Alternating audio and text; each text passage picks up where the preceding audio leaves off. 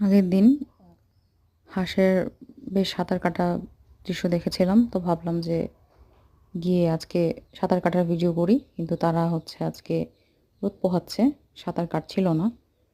পরে আমি বললাম যে, "ও হাঁসেরা তোমরা আমাকে তোমাদের বাড়ি নিয়ে চলো।" তখন তারা এই যে দেখেন আমাকে দাওয়াত খাওয়াবে না দেখে পিলপিল করে সব পালাচ্ছে। কি একটা অবস্থা! হাঁসেরাও দাওয়াত খাওয়াতে চায় না, এটা কোনো কথা? বলেন তো? এই যে তারা এখন পিলপিল করে পানিতে উঠছে। কারণ তারা জানে আমি সাঁতার পারি না। তাদের পিছে, পিছে যেতেও পারবো না। এইজন্য দেখেন কি সুন্দর তারা আমাকে ফেলে চলে চলে যাচ্ছে। এটা কোনো কথা বলেন তো? হাঁসেরা এরকম স্বার্থপর হয় এটা কি আপনি ভাবতে পারছিলেন?